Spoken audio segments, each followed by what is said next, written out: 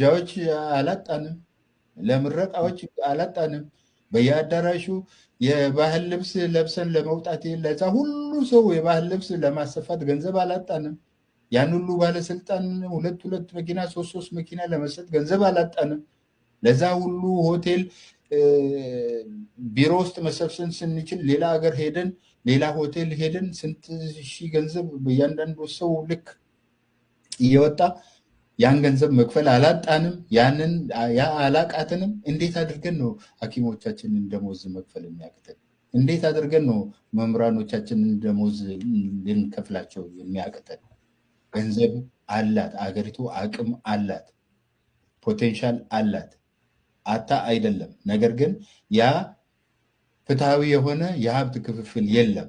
ብዙዎች የደከሙበትን ለብዙዎች ይደርስ የነበረው ጥቂቶች እየበሉት፣ ጥቂቶች እየዘረፉት፣ ጥቂቶች እየተቀባበሉ እንደልባቸው እየኖሩበት ብዙሃኑን አፉን አስይዘው አስጨንቀው አስፈራርተው በችግር አለንጋ እየተገረፈ እንዲኖር የፈረዱበት ሀገር በመሆኑ ብቻ ነው እንጂ አቅም አጥተን አይደለም።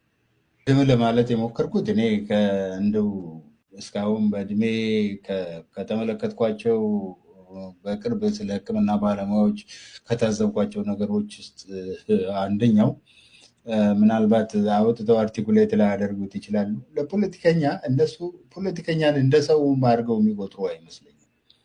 ፖለቲከኛ ስራ ያጣ ሰው የሚሰራው ስራ አድርገው ነው የሚመለከቱ። እነዚህ የተከበረ ሙያ ያላቸው ሰዎች ናቸው። እውቀት ያላቸው ናቸው። ኢንቴግሪቲ ያላቸው ሰዎች ናቸው። እነዚህ ለራሳቸው ሰልፍ ስቲም ለራሳቸው ክብር ያላቸው ሰዎች ናቸው። ለሌላውም ክብር የሚሰጡ ሰዎች ናቸው። እነዚህ ዩኒክ ሰዎች ናቸው ብዬ ነው እኔ የምቀጥረው። ስለዚህ ፖለቲከኛ ዝም ብሎ ነድቶ እነሱ ትናንት የብሔራዊ ፈተና 4 ወይም 3.8 እያመጡ ሲያልፉ ትናንት ምንም ያላገኘ ምንም ሳያገኝ ካድሬ ሆኖ ምን ሆኖ የቀረሰው እነሱን ለፖለቲካ መጠቀሚያነት ይጠቀምባቸዋል ብዬ አስቤ አላውቅም፣ አላስብም። እነሱ ለማንም ፖለቲካ ወዲያ ወዲህ የሚጎተቱ ሰዎች አይደሉም። እነዚህ እኮ ከኛ የተሻለ ችሎታ ያላቸው የማመዛዘን ችሎታ ያላቸው ሰዎች ናቸው። ከዛ የተሻለ እልፍ አድርገው ማየት የሚችሉ ሰዎች ናቸው። ከዛ የተሻለ ክብር ላይ የነበሩና ለክብራቸውም የቆሙ ሰዎች ናቸው፣ ለገንዘብ ብቻ አይደለም። ስለዚህ በፖለቲካ ማንም ሰው አንድን ሐኪም ወይንም የሕክምና ባለሙያ እንዲህ ነው ብሎ ስለገፋፋ ነው የሚለው ነገር በፍጹም ይሄ ሊሆን የሚችል ነገር አይደለም። ማንም ሐኪም ወደዚህ አይሳብም፣ አይፈልግም። እውነት ለመናገር ከሆነ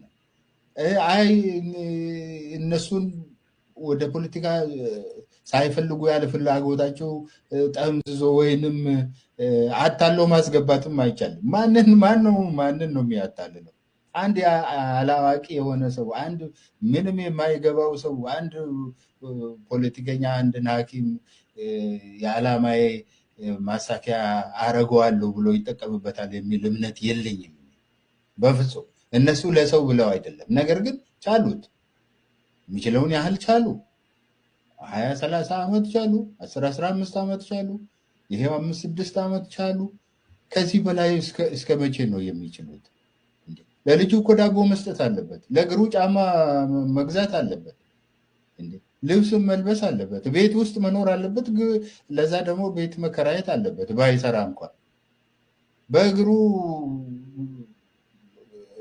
መመላለስ የማይችልበት ቦታ በታክሲ መሄድ፣ በአውቶቡስ መሄድ አለበት። ለዚህ ሁሉ መክፈል አለበት። ይሄንን ሰው ስለገፋህ ነው፣ ሰው ስለነገረው ነው ተነስቶ ችግሩን ያወራው ይባላል እንዴ? እነዚህን ሰዎች እንዴት ነው እንደዚህ የምንንቃቸው? እነዚህ እኮ በእኛ ደረጃ የሚገመቱ ሰዎች አይደሉም፣ እኔ እንደማስበው ማለት ነው። ከዛ ላቅ ያለ ነገር የሚያስቡ ሶፊስቲኬትድ የሆነ ነገር የሚሰሩና የሚያስቡ ሰዎች ናቸው። እና ማንም ተራ ሰው ወስዶ ፖለቲካ ውስጥ እንዲንቦጫረቁ ይዟቸው እጃቸውን ይዞ ጎትተው የሚያስገባቸው ሰዎች አይደሉም።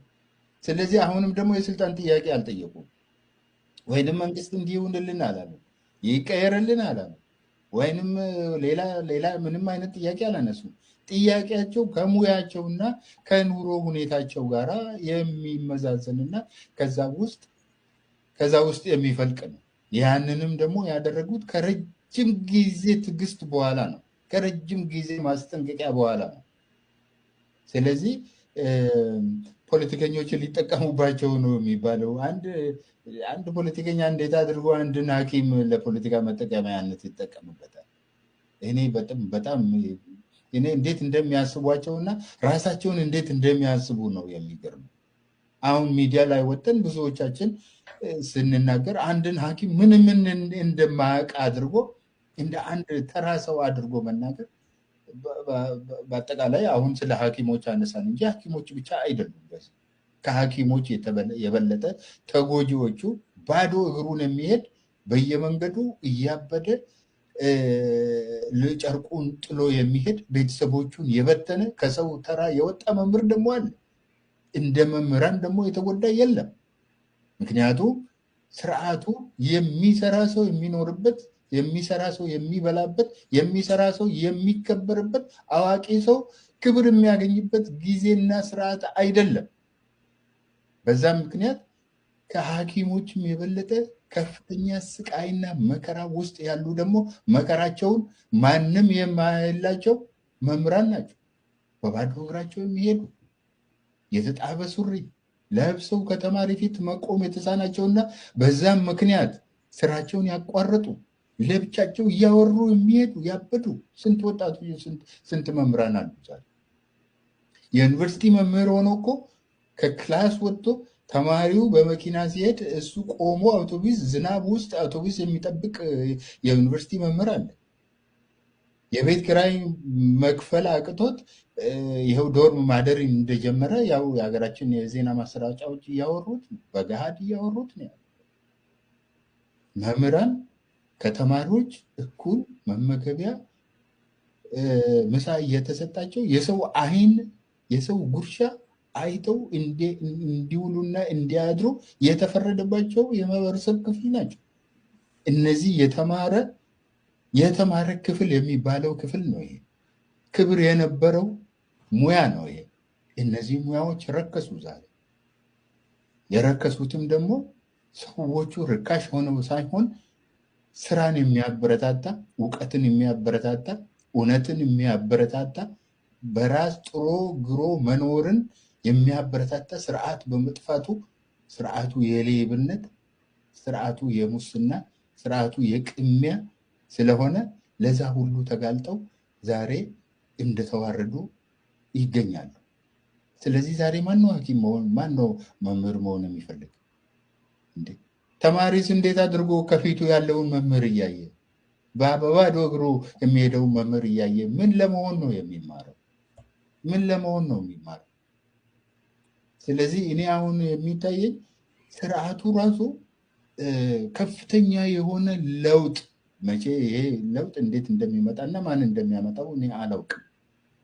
ይሄ ስራን የሚያበረታታ ስርዓት እንዴት እንደሚመጣ አላውቅም። ምክንያቱም ሂድ ዝረፍ ነው። ለምሳሌ አንድ መምህር አንድ ጫማ 6,000 ብር በሚገዛበት ዘመን 4,000-5,000 ብር ደሞዝ ተሰጥቶት ሂድና ስራ ሲባል እንዴት አድርጌ እኖራለሁ ብሎ ቢል በቃ ሌላውንማ ዘርፈ ቀምተ ብላ እንደማለት ነው። መንግስት ይህንን ያለ ነው የሚመስለኝ። እኔ ይህን ያህል እሰጥሃለሁ፣ አንተ ሌላውን ዝረፍና ሙላ፣ አንተ ከየትም ሰርቀህ አምጣው። ስርቆትን ነው የሚያበረታታው፣ ሌብነትን ነው የሚያበረታታው። እንደዚህ ሲኖር መሆን የነበረት መንግስት ራሱ መጠየቅ ነበረበት። እኔ የምከፍልህ ይሄንን ነው፣ አንተ እንደዚህ ነው፣ አንተ እንዴት ነው የምትኖረው ብሎ መጠየቅ ሁሉ ነበረበት። በሌላ ሀገር ቢሆን እኮ ይሄ ከገቢህ በላይ በምትኖርበት ጊዜ የምትጠየቅበት ሁኔታ አለ።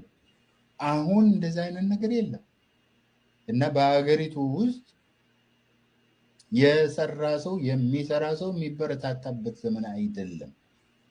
በአጠቃላይ ሞራል ውድቀት ውስጥ ያለች ሀገር ነች።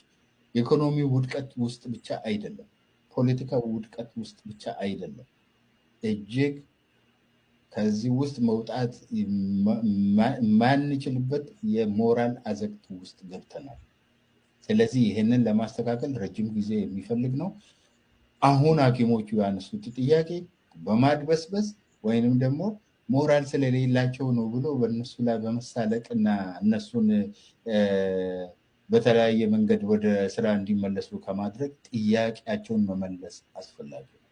ለአንድ ሐኪም የሚያስፈልገው በዓለም አቀፍም ስታንዳርድ ቢያንስ ከጎረቤት ሀገሮች ስታንዳርድ ጋር የሚመጣጠን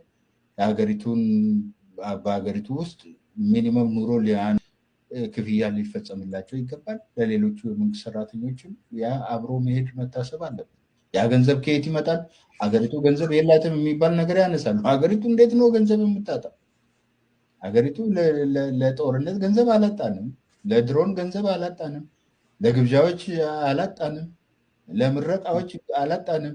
በየአዳራሹ የባህል ልብስ ለብሰን ለመውጣት ለዛ ሁሉ ሰው የባህል ልብስ ለማሰፋት ገንዘብ አላጣንም። ያን ሁሉ ባለስልጣን ሁለት መኪና ሶስት መኪና ለመስጠት ገንዘብ አላጣንም።